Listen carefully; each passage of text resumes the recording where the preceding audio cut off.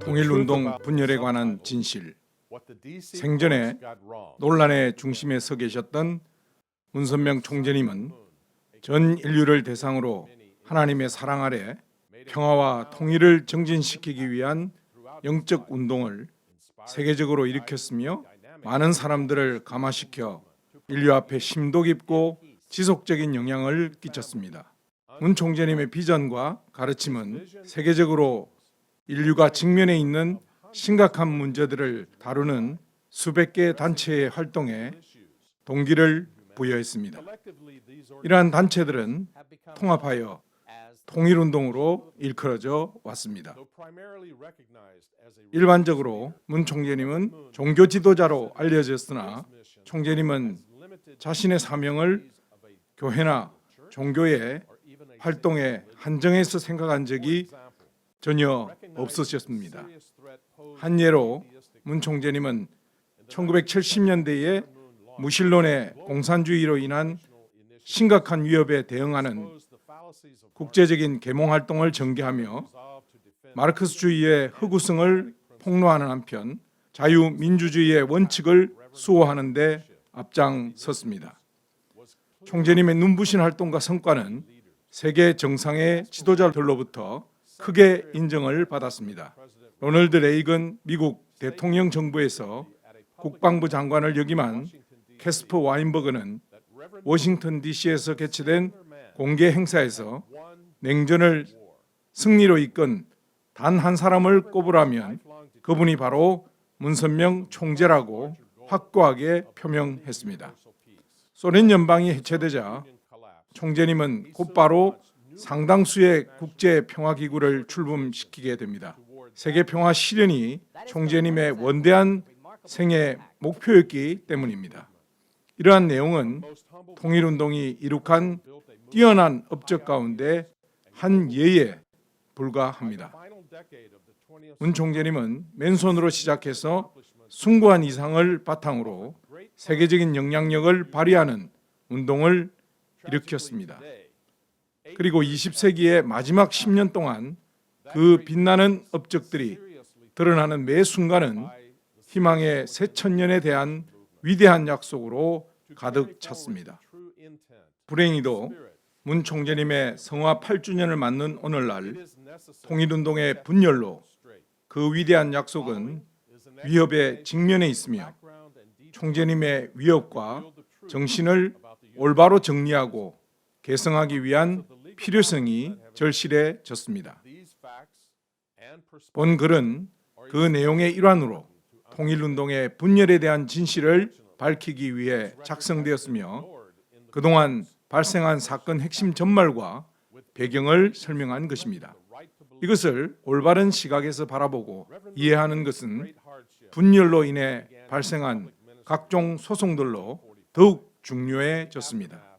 안타깝지만 미국의 수도인 워싱턴 DC의 법정에서 이러한 기록들이 관과되어 결과적으로 모든 사람의 신앙의 자유가 위협받고 있기 때문입니다.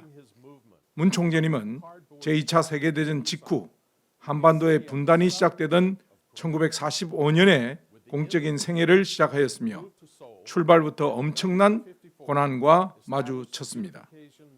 온갖 고문과 옥고를 치르며 죽을 고비를 넘긴 총재님은 한국 동란의 폐허 속에서 한국의 가장 남단에 위치한 부산의 한 판잣집에서 활동을 재개했습니다. 전쟁이 끝나고 서울로 자리를 옮긴 총재님은 1954년에 통일운동 최초의 단체를 설립했습니다. 총재님은 이 단체의 명칭을 세계 기독교 통일 신령협회라고 정했는데 여기에는 교회나 교단이 아니라 통일을 추구하는 영적인 협회라는 총재님의 뜻이 담겨 있었습니다. 이 협회가 중심기구 역할을 했던 초창기부터 총재님은 당신의 궁극적인 사명이 종교단체를 설립하는 것이 아니라 세계 평화의 기반이 되는 하나님 중심의 가정들을 찾아 세우는 것이라고 말씀을 통해 밝혔습니다. 이 협회는 앞으로 전개될 활동과 목회의 기반을 닦기 위한 것이라고도 설명을 하셨습니다.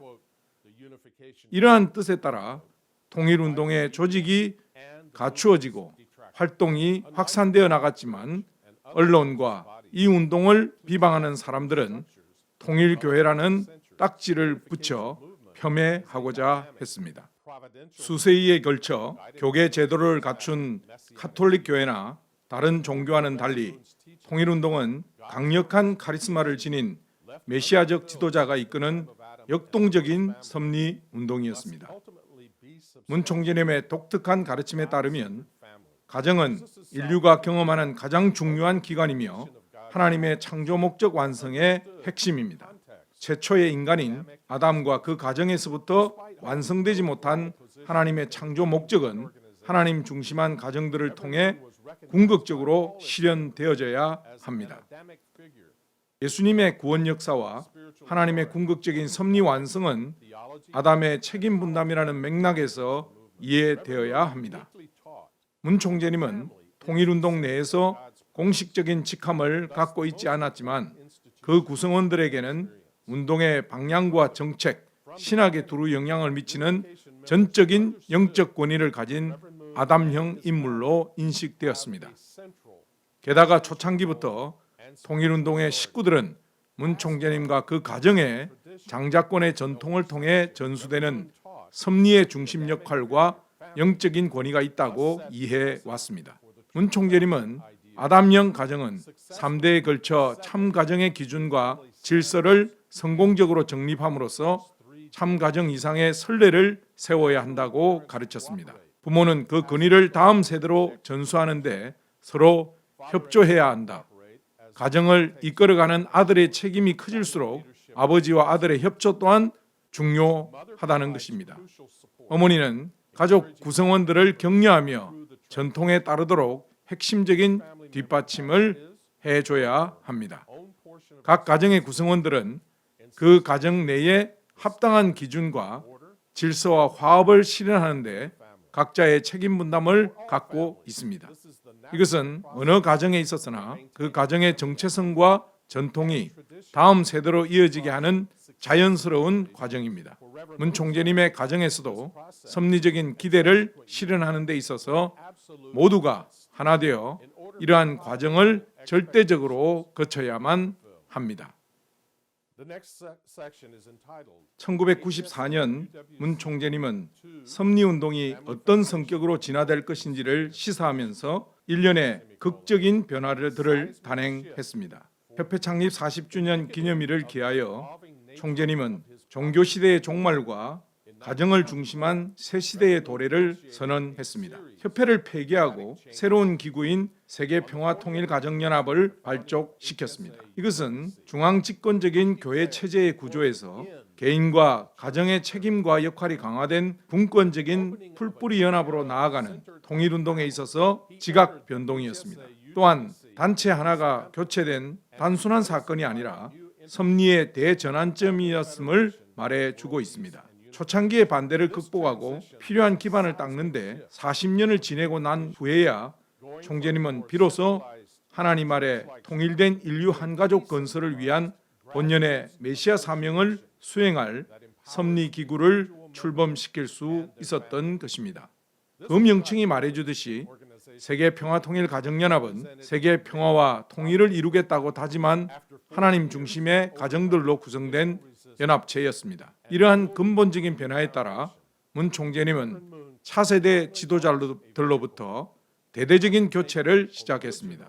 가장 중요한 것은 1998년 총재님이 78세 되던 해 아들인 문현진 회장을 아담형 인물의 권위를 갖고 통일운동을 이끌어갈 후계자로 지목한 것이었습니다. 이와 같은 중대한 발표는 문 회장이 가정연합 세계 부회장에 취임하는 특별한 행사를 통해 이루어졌습니다. 섭리가 대대적으로 전환하는 가운데 문 총재님께서 문 회장을 후계자로 공인하고 당신의 모든 영적 권위를 그에게 상속했다는 사실은 섭리의 한 획을 긋는 중대한 사건이었습니다. 총재님은 이 취임식의 말씀에서 이것은 섭리 역사에 있어서 하나님께서 오랫동안 고대해왔던 가장 중요한 사건이라고 언급했습니다. 총재님은 문 회장이 새로운 시대를 이끌어갈 인물임을 분명히 한 것입니다. 문 총재님과 통일운동이 고심해왔던 후계 문제는 이날 정리되었습니다. 메시아 개념은 종단 간의 이해를 달리할 수가 있는데 통일신학의 메시아관은 유대교와 같은 아브라함 신앙 정통과 유사합니다. 메시아의 고유한 책임에 초점을 맞추어 그 사명을 완수하는 분으로 메시아를 이해하는 관점입니다. 기독교에서는 메시아를 온전하신 하나님이자 온전한 인간으로 이해하며 복잡한 신학적 개념으로 인해 메시아이신 예수님이 곧 하나님을 의미하는 것으로 이해되곤 합니다. 통일신학의 관점에서 메시아는 이상가정의 선례를 세울 책임과 함께 하나님의 부름을 받아 섭리의 중심적인 위치에 있는 하나님을 중심한 인간입니다. 메시아는 이상가정의 선례를 세울 책임과 함께 하나님의 부름을 받아 섭리의 중심적인 위치에 있는 하나님 중심의 인간이라는 것입니다. 메시아의 사명은 성서의 아담과 그 가정이 실패했던 것을 완성하는 것이고, 그래서 메시아는 하나님 중심의 가정을 이루기 위한 아담의 사명을 완성하는 인물인 것입니다. 문 총재님은 이와 같은 맥락에서 자신의 메시아적 역할을 이해했습니다. 어린 시절에 총재님은 예수님으로부터 메시아의 사명을 완수해달라는 요청을 받게 됩니다. 총재님은 예수님을 창세기에 나오는 최초 아담의 사명을 완수하기 위해 오신 후 아담으로 설명을 합니다. 이러한 예수님의 요청으로 메시아의 사명을 인계받았기 때문에 총재님은 3차 아담으로서 당신의 사명을 이해해 왔습니다. 나아가 총재님께서 이 사명을 완성할 후계자로 당신의 아들인 문현진 회장을 공인했을 때 문 회장을 4차 아담이 될 분으로 선포했다는 점은 매우 중요합니다. 신학을 공부했고 올림픽 선수로 활약했으며 성공적인 기업가로서 경력을 갖추고 있었던 문 회장은 당시 29세였습니다. 문 회장의 첫 직책은 가정연합 부회장이었지만은 아담형 인물로서 가지는 영적인 권위는 통일운동 내에서 원로 기관장을 포함해 어느 누구보다도 위에 있었습니다. 1998년 문 회장의 취임을 전후로 문 총재님께서는 통일운동의 주요 지도자를 원로들에서 당신이 세운 후계자에 맞춘 젊은 세대로 대거 교체해 나갔었습니다. 그리고 2001년에 40세 이하 모든 지도자는 문 회장의 지도를 받도록 발표하셨고, 이후 그 범주를 48세 이하까지 확대하셨는데 문 회장에 대한 총재님의 신뢰를 확인할 수 있는 내용입니다. 그 시기에 상당수 지도자들은 이미 이 나이대의 그룹으로 교체되어 있었습니다. 문 총재님은 부자협조 시대를 여시고 모든 지도자들에게 문 회장과 하나 되고 섭리 전반에 관한 일들을 문 회장에게도 보고하고 상의할 것을 명확히 했습니다. 문 총재님은 문 회장의 감독하에 세계 기독교 통일신령협회 시대에서 가정연합 시대로 전환하도록 했습니다. 이것은 단순히 단체의 변경이 아니라 섭리적인 전환으로서의 깊은 뜻이 있음을 알기 때문에 문 회장은 통일운동의 문화를 더욱 높은 차원으로 끌어올리기 위해 지도자와 식구들을 위한 교육 프로그램을 주도해 왔습니다. 또한 총재님의 당부하에 대대적인 개혁을 신속하게 단행하고 조직적인 체질을 개선하였으며 식구들에게 활기를 불어넣어 급속한 발전의 시대를 열었습니다. 가정연합으로의 변화가 진행되던 때에 문 총재님께서는 1999년 초종교 초국가연합 창설을 시작으로 중요한 평화활동기구를 출범시켰습니다. 2004년 협회 창립 50주년을 맞은 총재님은 당시에 당신이 이끌어왔던 섭리노정에 대하여서 다음과 같이 분명하게 말씀하였습니다. 통일운동이 공식적으로 출발한 지도 어느덧 50주년이 되었습니다. 통일운동의 첫 단계는 개인적인 구원을 다루는 종교적인 양상이 주를 이루었던 시대였습니다. 그 다음 단계는 천국의 기본 단위인 참가정을 찾아 세우는 운동이었습니다. 이 운동은 종족을 복귀하고 지역사회에 영향을 끼치며 지상과 영계의 모든 인류가 축복을 받을 때까지 계속될 것입니다. 세 번째 단계의 운동은 평화 이상 세계 건설을 위한 것이며 이미 진지하게 시작되었습니다. 문 총재님은 이 섭리적인 전환점에 도달하기 위해 평생 수고해 오셨고 이 시기의 극적인 진전들은 문 회장과의 부자 협조를 통해 이루어졌습니다. 그에 따라서 문 회장은 가정연합에 더해 주력 평화조직으로서 2005년에 창립되어진 천주평화연합을 비롯하여 통일운동 산하의 대부분의 주요 섭리기관들에 대한 책임을 맡게 되었습니다.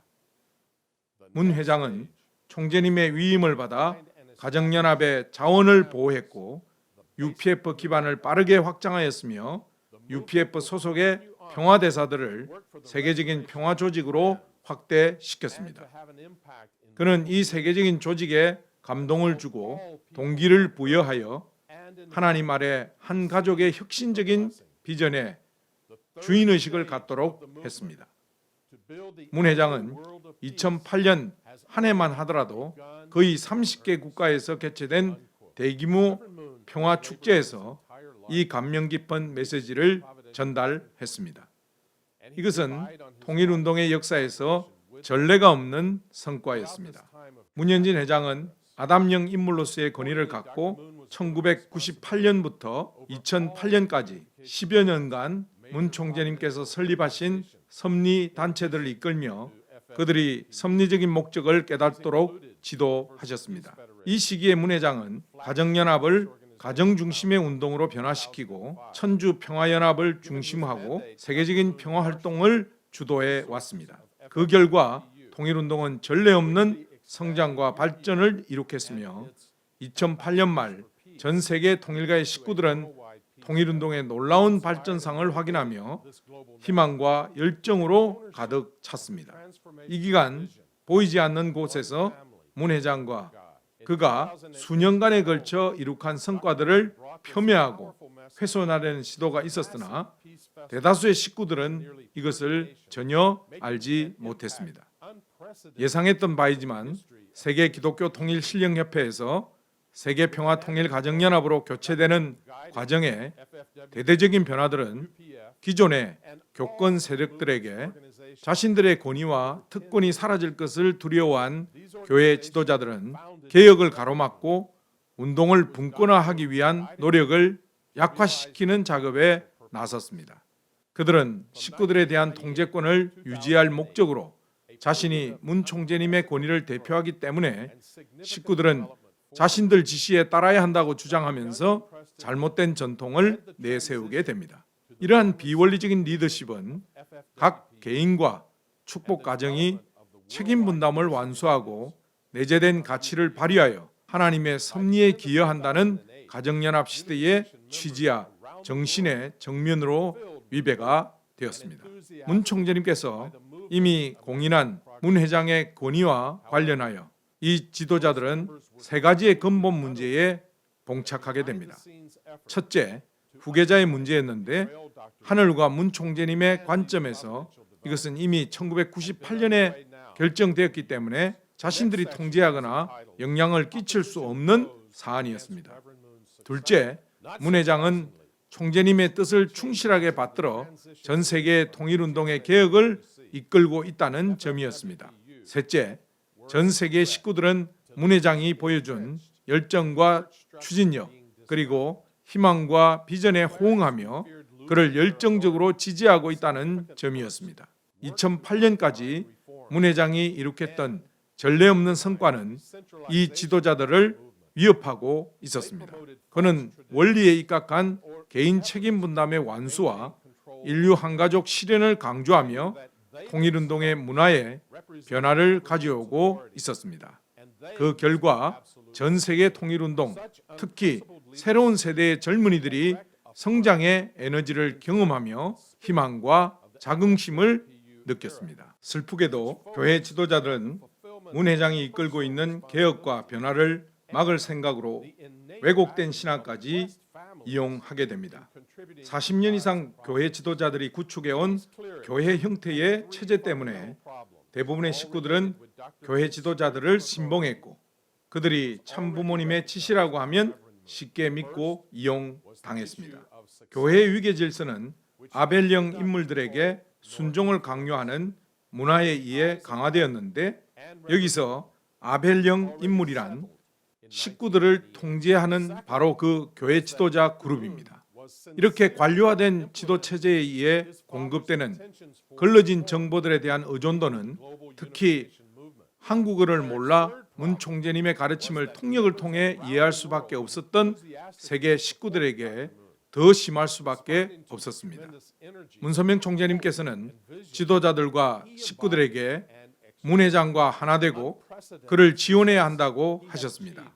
그런데 교회 지도자들은 4차 아담의 중요성과 총재님의 지시를 식구들에게 올바로 전달하는 대신에 교만하게도 4차 아담의 권위가 자신들에게 공동으로 부여되고 있다고 주장을 했습니다. 역사적인 기록이 보여주듯이 이 지도자들은 문 회장의 리더십을 무너뜨리기 위해 갈수록 더 비원리적으로 행동하게 됩니다. 게다가 선의의 뜻만 앞세우는 순진한 식구들조차 새 시대의 의미를 제대로 알지 못한 채 그의 의도대로 동화되어 갔습니다. 이들은 총체적인 반대에도 불구하고 문 회장은 통일운동을 섭리적인 목표에 맞게 인도하기 위해 많은 노력을 기울여 왔습니다. 성장의 기회는 누군가에게 자신들의 야망을 위협하는 것으로 보여졌습니다. 교권 세력들은 자신들의 권력과 특권이 유지되기를 바랬지만 문 회장의 개혁을 막을 역량은 부족했습니다. 문 회장을 못마땅하게 여기던 이들은 2005년 즈음 사적인 야망을 갖고 기회를 노리는 문 총재님의 몇몇 가족들과 이해관계가 통하게 됩니다. 그들은 함께 세력을 결집하였고 완전히 새로운 차원으로 문 회장에 대한 공격을 확대해 왔습니다. 충격적인 사실은 문 회장을 통일운동의 지도부에서 축출하려는 시도의 배후의 주모자가 친형제들인 문형진, 문국진, 문인진의 지지를 등에 업은 친어머니인 한학자 여사님이었다는 것입니다. 대부분의 식구들은 한 여사께서 부군 문 총재님과 하나 되었다고 믿었지만 사실 그러지 못했던 것이 분열이 일어나고 지속될 수밖에 없었던 핵심 요소였습니다. 한 여사는 전 식구들로부터 언제나 존경과 사랑을 받아왔으며 여사님 스스로 문 총재님과 하나 되는 것이 본인의 가장 중요한 섭리적 역할이라는 것을 잘 알고 있었습니다. 문 총재님의 핵심 사명은 참가정 이상을 정착시켜 참부모님과 참가정의 선례를 세우는 것이었습니다. 참가정은 하늘의 기준과 질서를 세워야 하며 이를 위해서는 각 가족 구성원들이 자신의 책임 분담을 완수하는 것이 요구됩니다. 가정에서 아내와 어머니의 역할은 가정의 전통을 공고히 하고 그것을 한 세대에서 다음 세대로 원활하게 전수하는 데 있어서 매우 중요합니다. 문 총재님은 참 어머님의 가장 중요한 책임에 대해 먼저 모든 자녀들을 아버지와 하나 되게 이끄는 것이고 다음은 당신이 후계자로 인정하신 4차 아담과 하나 되는 것이라고 분명히 하셨습니다. 안타깝게도 한 여사께서는 그 핵심적인 책임을 완수하지 못했고 적극적으로 본인의 친아들인 문 회장에 반대하는 활동을 시작했습니다.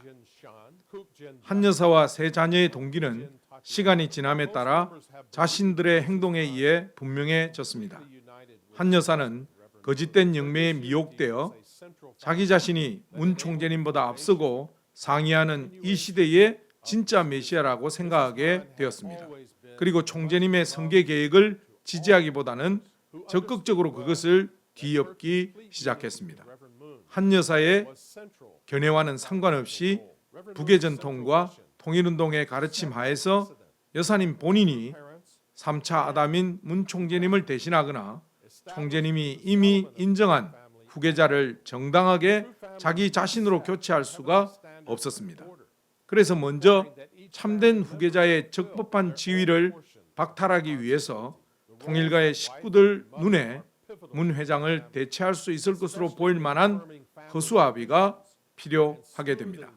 야망이 가득한 막내 아들 문형진에게서 이 일을 함께 도모할 의지가 있음도 탐지합니다. 막내 아들을 통제할 수 있다고 오판한 한 여사는 그를 형을 대체할 후계자로 내세워놓고 뒤에서 보이지 않게 통일운동의 다양한 단체들을 장악하게 됩니다. 문 총재님께서 92세를 일기로 성화하시자 한 여사는 공개적으로 자신을 독생녀로 선포하고 통일운동의 전반을 직접 지휘하게 됩니다. 한 여사는 자신을 신적인 존재로 보았고 이전에는 하나님 부인이라고 주장했습니다. 새로운 독생녀 신학은 문 총재님의 근본 가르침인 원리 강론의 내용이나 성서의 전통에도 전적으로 위배됩니다.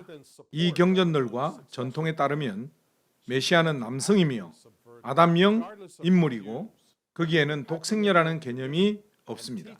자신을 하나님의 부인이라고 부르는 것은 비원리 그 이상이고 하나님을 모독하는 행위입니다.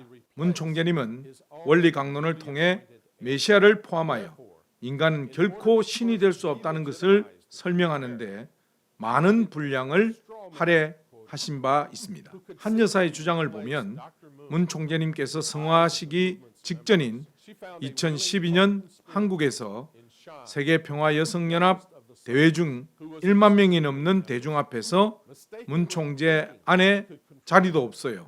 제멋대로야 제멋대로 라고 말씀하셨던 이유가 설명이 됩니다. 문형진과 다른 형제들의 동기는 야망과 탐욕에 있었습니다. 그들의 질투심은 창세기에 나오는 요셉과 형제들의 이야기에 묘사된 것과 비슷합니다.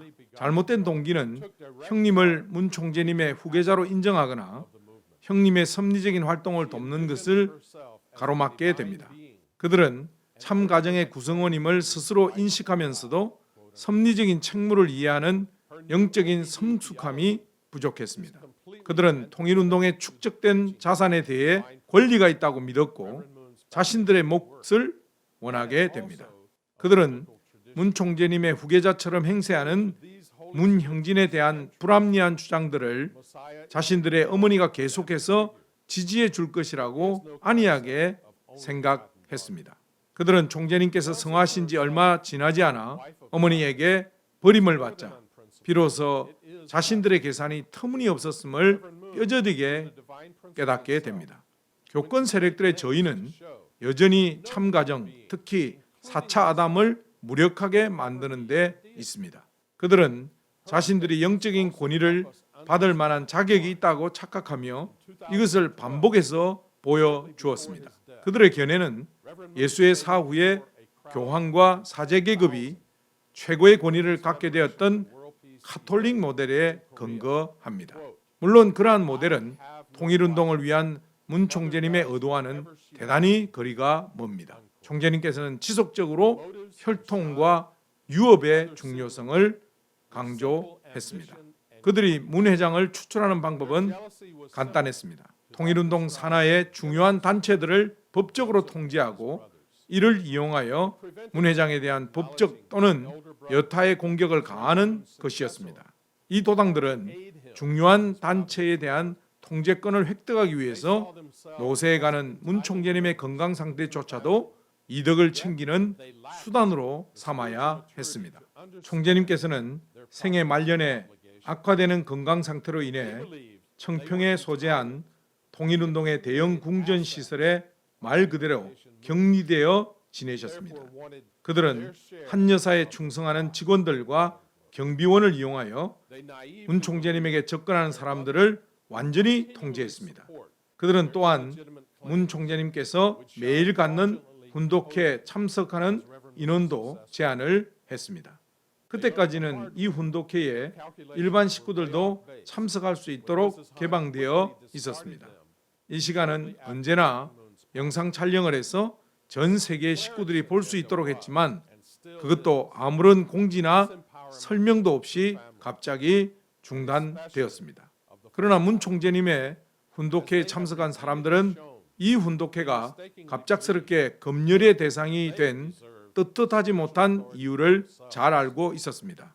지난 몇 년간 식구들은 문 총재님으로부터 한 여사와 그 교권 지도부에 있는 자들이 당신의 지시를 이행하지 않고 자기 멋대로 한다며 역정내시는 말씀을 자주 들어왔습니다. 게다가 총재님은 문 회장의 활동을 칭찬하고 이름을 불러 착곤하셨습니다. 총재님께서 역정을 내고 강하게 의견을 피력하는 횟수가 잦아지자 한국 식구들 사이에서 논란의 물결이 거세어졌습니다. 이것은 당연히 문 회장을 파괴하려는 세력들의 계획에 반하는 것이었습니다. 그래서 그들은 총재님에 대한 통제권을 더 강화하고 훈독회 관련 자료 보급을 정면 중단하게 됩니다. 나중에 한 여사는 이미 인쇄되어 보급된 총재님의 말씀들을 수거하여 문 회장에 대한 긍정적인 발언이나 자신과 교권 세력에 대한 부정적인 언급이 없도록 뜯어 고쳤습니다. 때로 이 도당 세력들은 거짓된 보고를 하여 총재님의 승인을 강요했고 자신들의 행동을 숨기기도 했습니다. 두 가지 경우 모두 어르신에 대한 학대입니다. 수년간 총재님은 당신도 연세가 드시면 다른 사람과 마찬가지로 어린아이 같이 될 때가 올 것이라고 공개적으로 말씀해 오셨습니다. 그래서 총재님은 78세가 되는 해에 문 회장을 후계자로 공인하고 통일운동에 대한 정권을 부여했으며 수시로 통일가 전체에 당신의 뜻을 분명히 한 것이었습니다.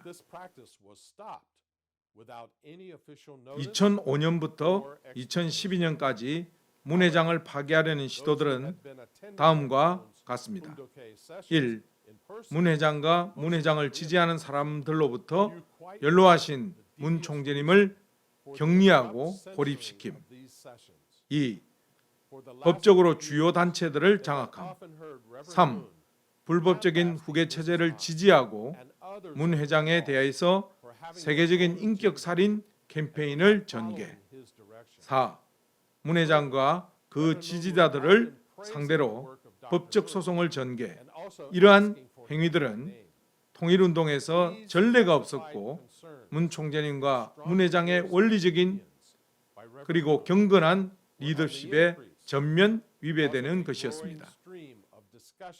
이렇듯 고도로 조율된 작전은 문 총재님께서 가장 쇠약하신 기간인 생애 마지막 순간에 사악한 방식으로 전개되었습니다. 문 회장이 입원 중인 아버지에게 접근하는 것이 가로막혔고 2012년 아버지의 성화식에 참석하는 것이 물리적으로 차단되었습니다. 문 회장과 그 직계 가족의 이름은 성화 공고문의 유족 명단에서 삭제되어 가장 큰 치욕을 안겨 주었습니다. 오늘날에도 계속되고 있는 이러한 공격은 하늘의 시각에서는 범죄이며 문 총재님이나 문 회장 그리고 전체 통일운동에 대한 배신에 불과한 것입니다.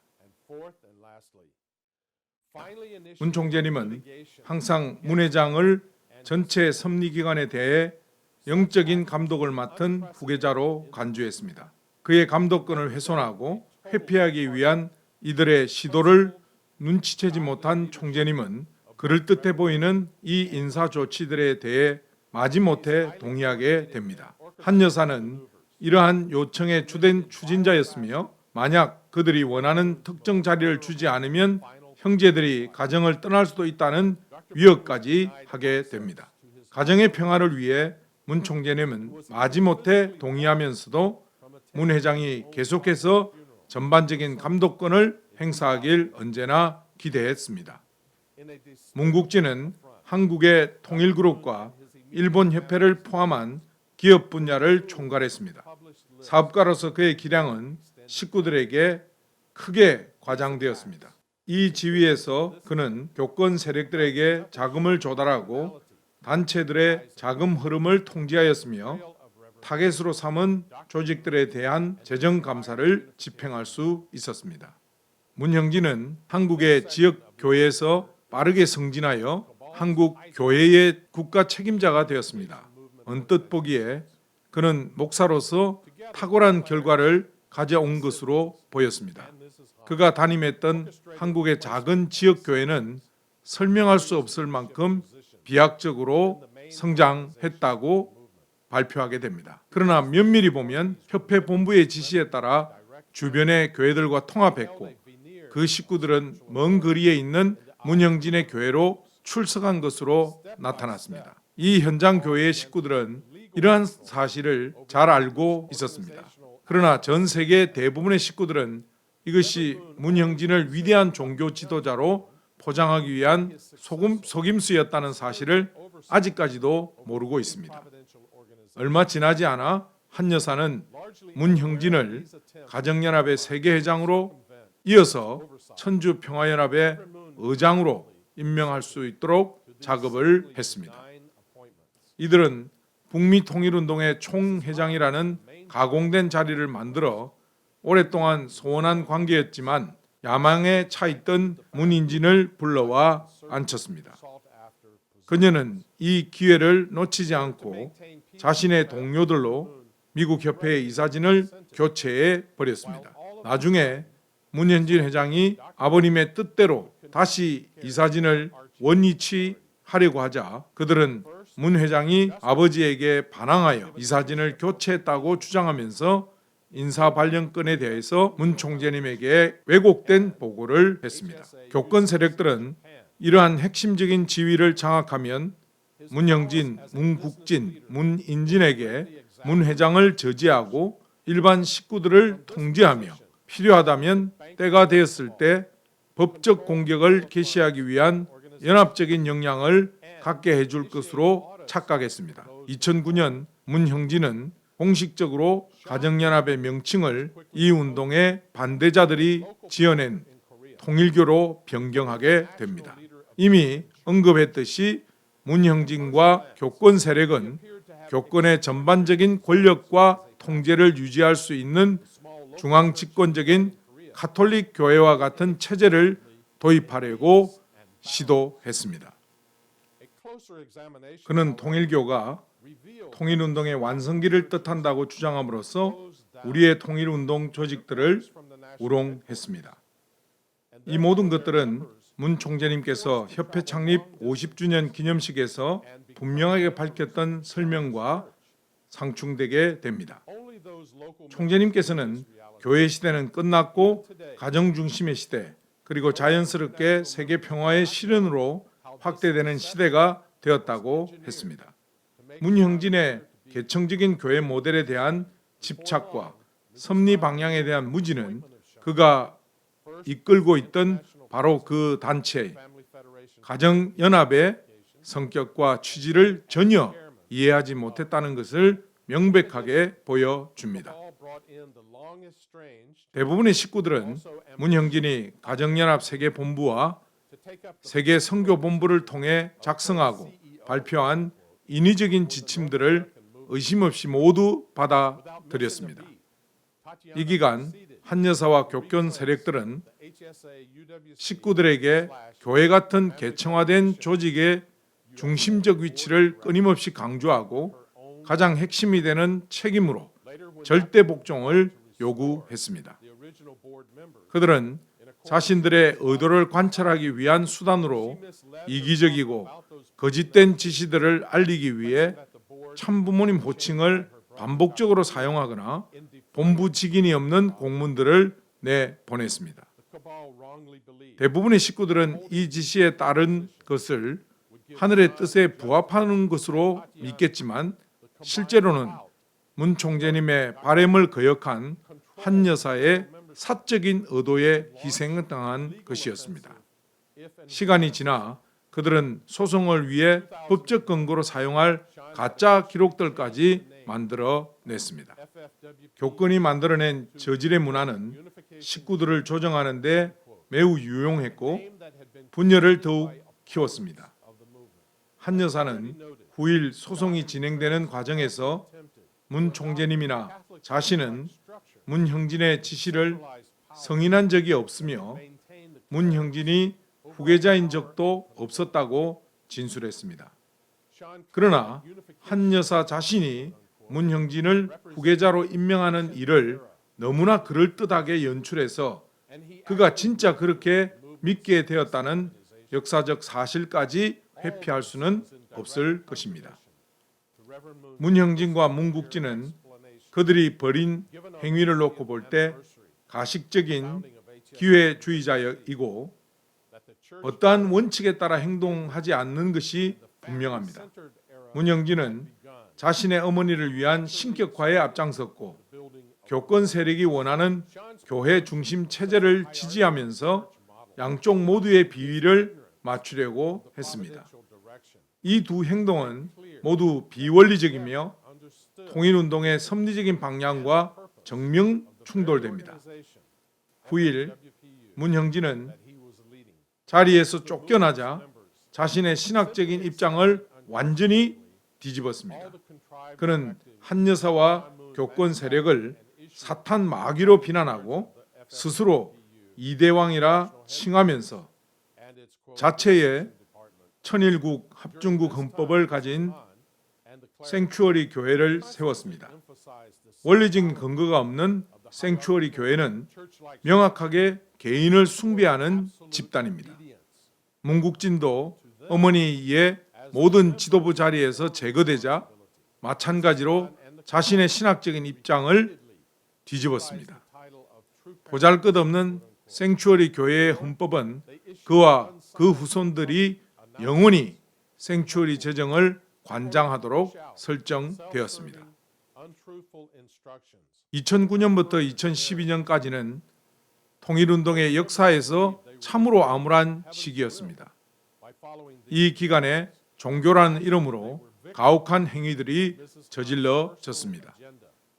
이 기간이 문 총재님의 생애 마지막 3년이었다는 것을 알면 이 행위들의 성질은 분명 더 끔찍한 것이었습니다.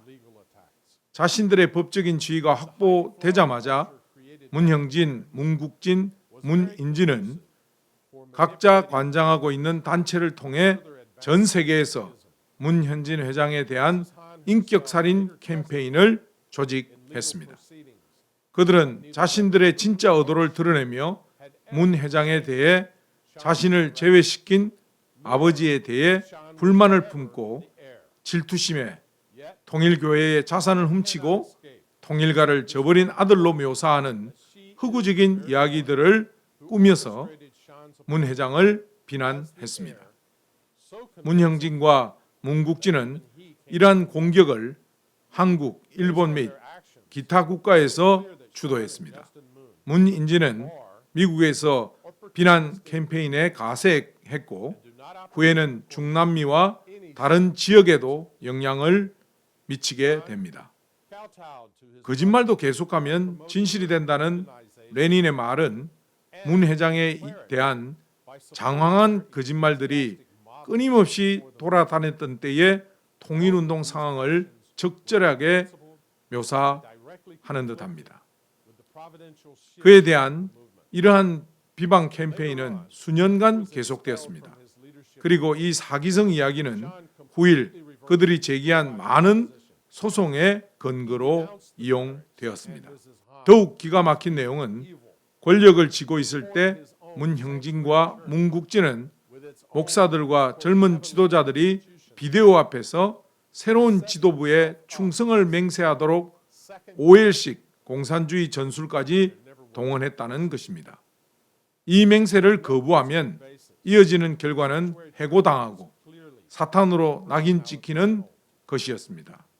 최악의 죄인조차도 종국에는 용서받고 구원받는 보편적 구원에 대한 원리적인 믿음 때문에 우리 운동에는 제명이라는 것이 존재하지 않음에도 통일운동의 역사상 처음으로 이 도당은 권력의 편에서 문 회장을 공격하는 데 발을 들이지 않는 사람들을 겨냥하며 제명 정책을 공식화하고 이를 집행했습니다. 또한 처음으로 우리 운동의 가장 신성하고 가장 가치 있는 예식인 축복식이 정치적인 무기로 이용되었습니다. 문 회장이 주관하는 행사에 참석만 해도 그들과 그 자녀들은 축복받을 권리를 문 회장이 주관하는 행사에 참석만 해도 그들과 그 자녀들은 축복받을 권리를 박탈당할 것이라는 말이 식구들에게 전달되었습니다. 그들은 고령의 문 총재님께 정신적인 고통을 안기면서까지 자신들의 악의적인 뜻을 관철시키기 위한 선포문에 서명하도록 집요하게 요구하였습니다. 악명 높은 새벽 4시 침실 영상에서 드러나듯이 이런 비열한 행위는 무대 뒤에서 끊임없이 반복되었습니다. 그들은 문 회장을 불법하고 공개적으로 십자가에 못 박기 위한 진술서까지 문 총재님께서 작성하시도록 노세한 총재님을 지속적으로 괴롭혔습니다. 이 교권 세력 도당들은 신성한 모든 것들을 범하고 배신했습니다. 문선명 총재님의 원칙과 가치와 가르침을 완전히 왜곡한 새로운 이단 집단을 만들었습니다. 전 세계 수십만 명의 신실한 식구들로부터 지지를 받는 문 총재님과 문 회장은 신성한 이상과 타고난 기본권과 개인 책임을 옹호하는 섭리적인 운동을 구축하기 위해 피와 땀과 눈물을 투입했습니다. 인간을 진리와 정의와 선의 원천이신 하나님께 다시 연결시킴으로써 인류를 해방하고자 하는 고귀한 뜻을 위해 삶을 투입하고 희생했습니다. 오늘날 이 모든 것이 유린당하고 있습니다. 통일운동의 가장 핵심 기반들은 탈취당하여 한 여사를 새로운 신으로 숭배하는 낯선 독생녀 집단으로 변조되었습니다. 문 회장을 무너뜨리겠다는 뜻을 굽히지 않는 교회 도당들은 최후의 발악으로 소송에 매달리기 시작했습니다. 문 총재님과 문 회장의 리더십 아래에서는 세속적인 법원과 변호사를 통해 내부 분쟁을 해결하는 것을 상상할 수 없었습니다. 그러나 근본에서부터 정도를 벗어난 그들은 소송을 무기화하는데 아무런 도덕적 가책이 없었습니다.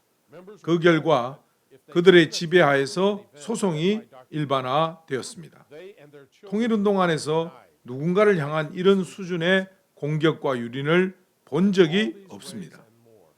통일운동의 실제 범죄를 저지른 사람에게조차도 이러지 않았는데 총재님의 아들이자 후계자에게는 더욱더 그렇게 할 수 없는 것이었습니다.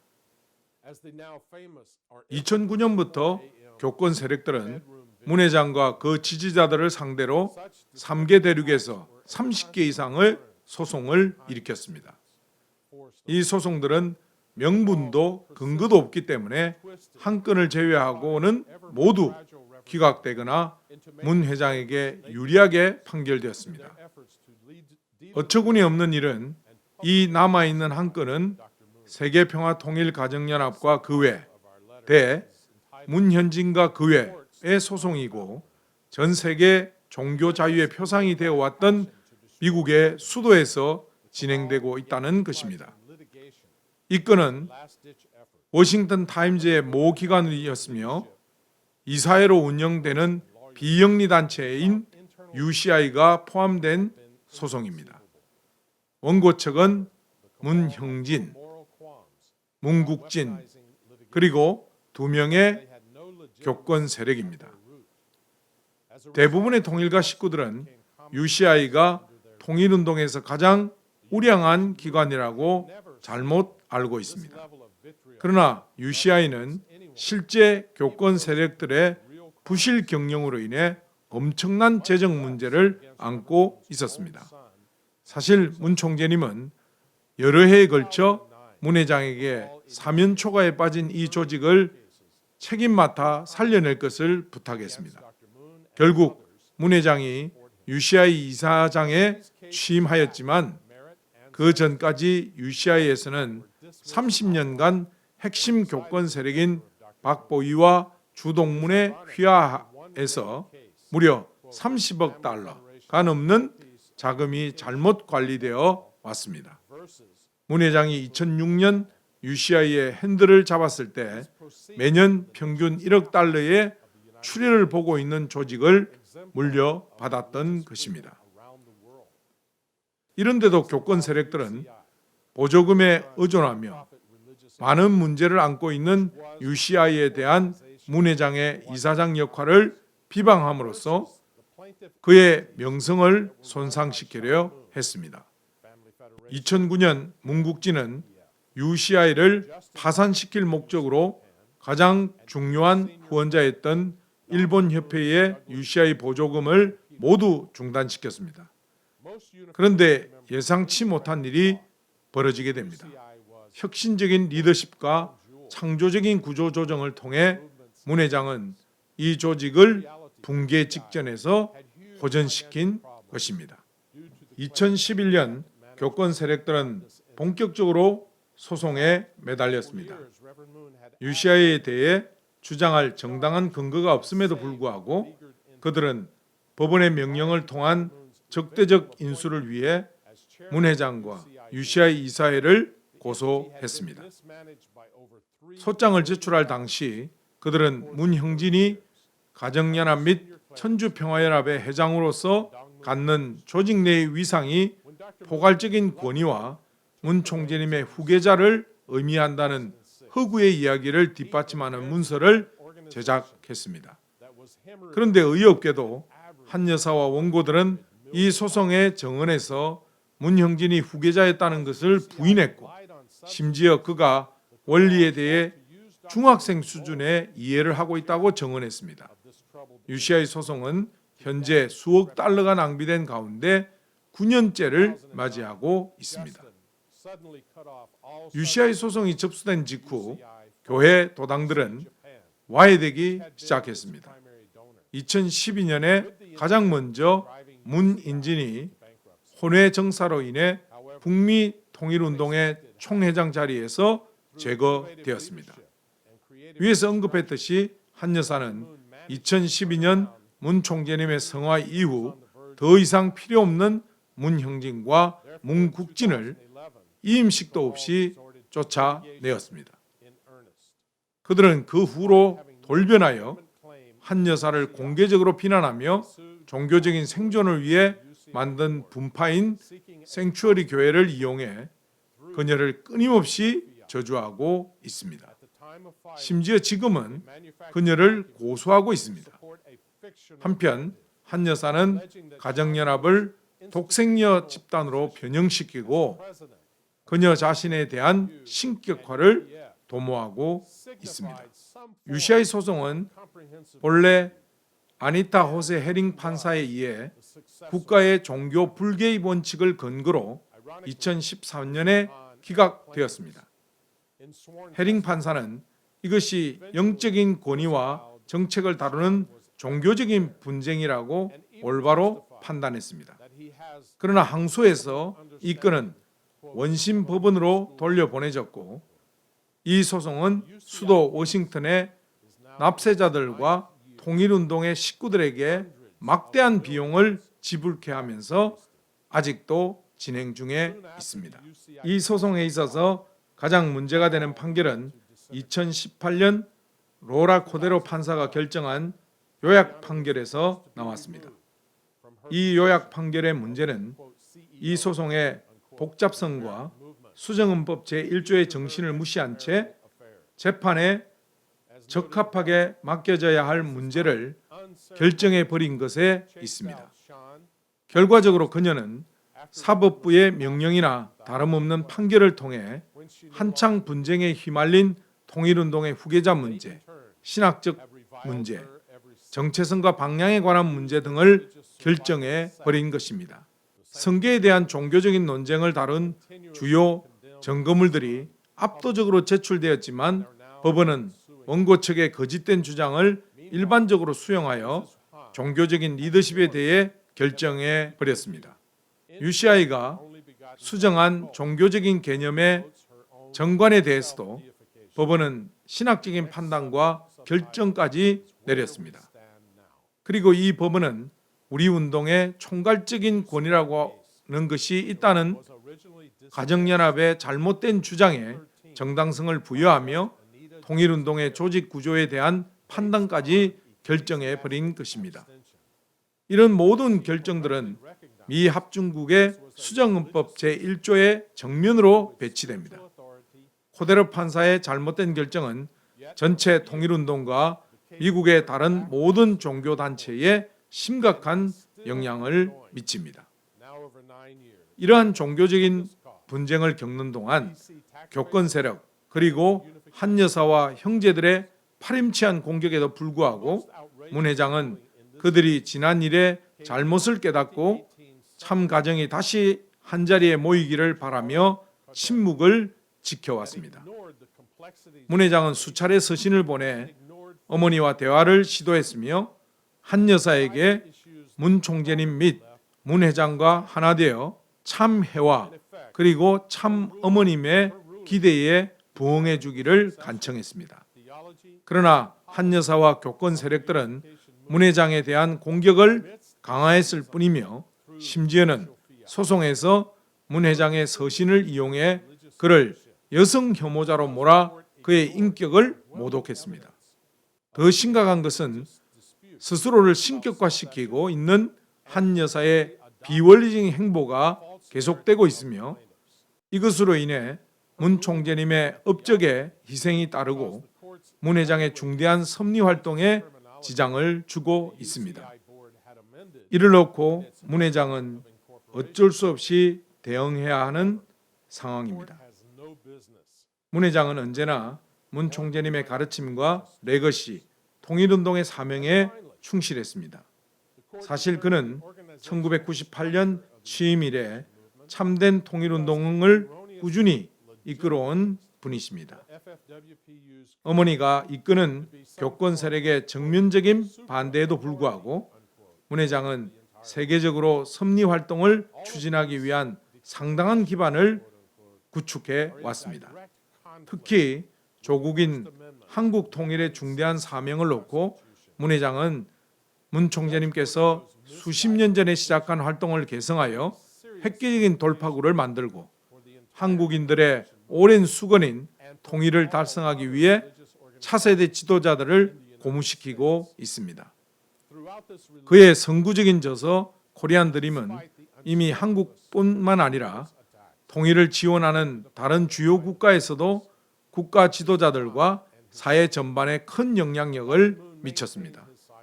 그의 리더십은 풀뿌리 운동인 통일을 실천하는 사람들을 출범시켰고 이것은 분단된 한국의 역사에서 통일을 위한 가장 큰 시민연대로 발전하고 있습니다. 많은 사람들이 이러한 연대가 불가능하다고 생각했지만 통일천사는 현재 남북한 사람들은 물론 전 세계의 동포 사회를 아우르는 수백만 명의 한국인에게 영향을 주고 원칙과 비전이 담보된 이 통일운동에 참여시키고 있습니다. 나는 46년 넘게 통일운동의 식구였으며 총재님의 가족들 모두를 잘 알고 있습니다. 나는 12년이 넘는 분열로 지쳐있고 이 상황을 큰 비극으로 바라보고 있는 전 세계의 식구들을 위해 목소리를 낼 수 있다고 느낍니다. 나는 신실한 참사람 문현진 회장에 대한 거짓과 비방을 현장에서 그 눈으로 목격했고 내 귀로 들었습니다. 문 총재님을 아는 우리 모두가 지금 그분의 아내가 세속적인 소송에 의지해서 아들을 정복하려 하고 기름 부음을 받은 아들의 영적 권위를 무너뜨리기 위해 발부둥 치고 있는 것을 보는 것은 참으로 민망하고 곤혹스러운 일입니다. 나는 코데로 판사의 판결에 대단히 실망했습니다. 그녀는 이 사건의 핵심에 있는 종교적인 분쟁과 분열에 대한 방대한 증거를 무시했습니다. 그것은 종교의 자유를 보장한 수정헌법 1조를 팽개치는 것입니다. 이것은 모든 신앙 공동체와 신앙인들의 권리를 위협하는 위험한 선례가 되었습니다. 코데로 판사는 피고가 신흥 종교가 아니라 기성 종교의 성도였더라도 요약 판결문을 그토록 성급하게 작성하고 피고에 대한 처벌을 결정했겠습니까? 그녀의 판결문은 모든 신앙 공동체의 신실한 믿음과 신념을 팽개쳐 버렸습니다. 우리의 신앙에 대한 권리는 하나님께서 부여하셨기 때문에 박탈할 수 없습니다. 워싱턴 DC 법원은 이 점에서 심각하게 잘못되었습니다. 법원은 종교 분쟁에 끼어들 자리가 없는 것입니다. 현재 UCI 사건을 담당하고 있는 제니퍼 앤더슨 판사는 아직 옳은 일을 할 수 있는 권한이 있습니다. 그녀는 수정헌법 제1조를 근거로 본건을 기각할 수 있습니다. 그것은 종교의 교리와 정책의 문제인 것이 분명하면 소송을 기각하라는 워싱턴 DC 항소법원의 지침과 일치합니다. UCI 건은 워싱턴 DC와 그 외 지역의 종교단체, 종교자유 옹호자, 그리고 비영리 단체에 대한 사법권의 과잉 간섭을 경고하는 계기가 되고 있습니다. 전 세계 수십만의 식구들과 나는 앤더슨 판사가 그녀의 양심에 따라 판사로서 헌법을 수호키로 한 맹세를 지키고 본건을 기각할 것을 진심으로 기도하고 있습니다. 모두가 동의하겠지만 통일운동의 분열은 커다란 비극이며 단결을 훼손하고 식구들의 시간과 노력을 소진하고 귀중한 재원을 비양심적으로 탕진해 버렸습니다. 2008년까지 달성되었던 세계적인 평화의 추진력도 상실되었습니다. 가장 큰 비극은 하나의 지구촌 가족이 되어 얻게 되는 사랑과 신뢰의 경험을 상실했다는 것입니다. 그러나 하나님께서 실제하시기에 우리는 잃어버린 것을 다시 찾을 수 있다는 희망을 가질 수 있습니다. 이 분열을 극복하고 다시 하나가 되려면 이것이 어떻게 발생했는지 진실을 알아야 합니다. 그런 다음 진리로 무장하여 본연의 길로 돌아가는 교정의 길을 설계하고 하늘이 주신 우리의 목적지로 계속하여 전진할 수 있습니다. 완전하지는 않지만 이 글에는 대다수 통일가 식구들이 전혀 몰랐던 상세한 내용이 담겨 있습니다. 각자가 담당했던 역할에 관계없이 이 글에 언급된 모든 사람에 대한 하나님의 사랑이 있기 때문에 많은 사실을 알수록 고통스럽습니다. 나는 하나님의 사랑과 진리가 우리를 분열이 아닌 반대 방향으로 인도할 것이라는 희망과 확신을 가지며 이 글을 맺고자 합니다. Thank you.